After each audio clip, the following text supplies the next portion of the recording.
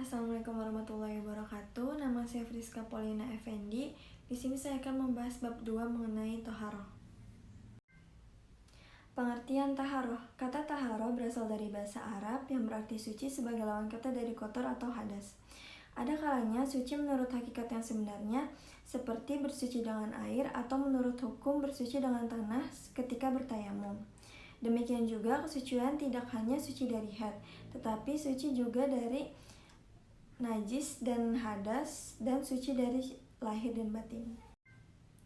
Jadi pengertian taharah secara umum adalah suatu keadaan yang terjadi karena hilangnya kotoran atau hadas. Dan hadas adalah suatu keadaan yang menyebabkan terhalangnya sholat atau ibadah.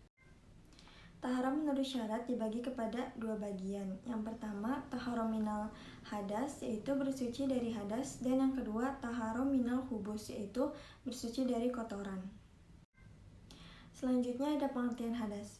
Hadas terbagi menjadi dua, yaitu hadas besar dan hadas kecil. Disebut hadas kecil apabila keadaan seseorang tersebut harus disucikan dengan wudhu atau tayamum sebagai pengganti daripada wudhu.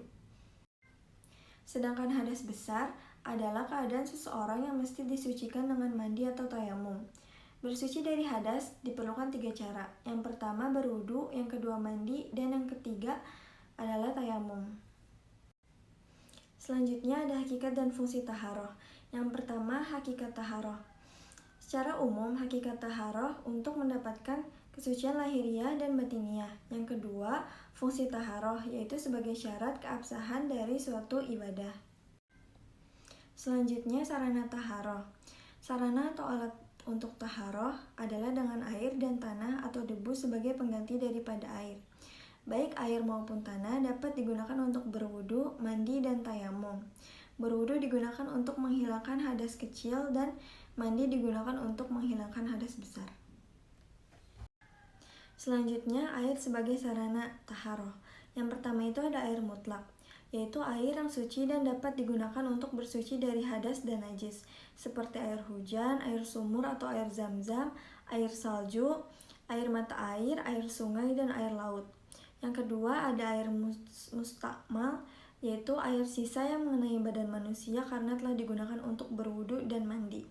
Hukum air mustakmal adalah sah atau boleh untuk bersuci. Yang ketiga, air yang bercampur dengan barang yang suci. Air yang bercampur dengan barang yang suci seperti bercampur dengan sedikit air sabun atau bercampur dengan air mani dan lain sebagainya. Hukumnya suci selama air itu terjaga kemutlakannya. Air sebagai sarana taharah. Yang keempat adalah air yang bercampur dengan najis. Air yang bercampur dengan najis seperti air yang bercampur dengan air seni manusia atau air yang bercampur dengan bangkai tidak boleh dipergunakan sama sekali untuk menghilangkan hadas maupun kotoran. Adapun perincian yang telah disepakati oleh ulama mengenai kenajisannya, yang pertama itu ada daging babi dengan seluruh bagian-bagian tubuhnya dan daging bangkai selain hewan air. Yang kedua, darah yang mengalir. Dimaksud dengan darah yang mengalir di sini adalah darah yang mengucur. Termasuk dalam pengertian ini adalah nanah yang mengucur, darah haid, nifas, dan wiladah. Yang ketiga, kotoran dan air mani, yaitu kenajisan kotoran dan air seni atau kencing manusia, kecuali air seni anak laki-laki yang belum makan sesuatu selain air susu dari ibunya. Yang keempat ada air mazi, yang kelima ada air wadi, yang keenam ada khamar atau minuman yang memabukkan, dan yang ketujuh ada air liur anjing. Terkait dengan anjing, terdapat 3 pendapat ulama yang cukup terkenal. Pertama, menurut Imam Syafi'i dan Imam Ahmad, anjing semuanya najis termasuk bulunya. Kedua, anjing semuanya tidak najis termasuk liurnya.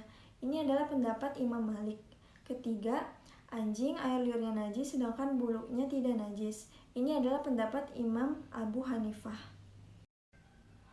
Selanjutnya ada macam-macam najis. Yang pertama, najis mukhafafah, ialah najis ringan. Contohnya, air kencing bayi laki-laki di bawah umur 2 tahun dan belum pernah makan sesuatu apapun terkecuali hanya air susu ibu.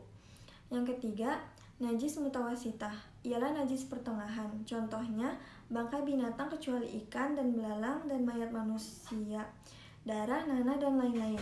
Najis mutawasitah terbagi menjadi 2 jenis, yaitu najis aini yang artinya tampak atau nyata, dan najis hukmi yang artinya tidak tampak. Yang ketiga ada najis mughalazah. yaitu najis berat yang disebabkan oleh air liur anjing dan babi yang mengenai barang. Keterkaitan taharo dengan kebersihan, kesehatan, dan keindahan lingkungan. Taharo dilakukan dengan cara mengikuti ketentuan syarat yang secara otomatis membawa kita kepada kebersihan lahir dan batin. Orang yang bersih secara syarat tentu akan hidup dalam kondisi yang sehat, karena antara kebersihan dan kesehatan sangat erat hubungannya, yaitu kebersihan pangkal kesehatan. Taharo juga mempunyai implikasi terhadap keindahan lingkungan, yakni lingkungan fisik, lingkungan manusia, dan lingkungan keluarga.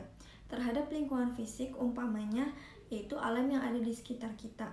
Terhadap lingkungan manusia adalah orang yang melakukan interaksi sosial, baik secara langsung maupun tidak langsung. Di lingkungan keluarga, yaitu keluarga sangat berperan dalam mempengaruhi kehidupan, terutama dalam usia anak-anak. Sekian video penjelasan materi bab 2 mengenai taharo dari saya. Kurang lebihnya mohon maaf. Wassalamualaikum warahmatullahi wabarakatuh.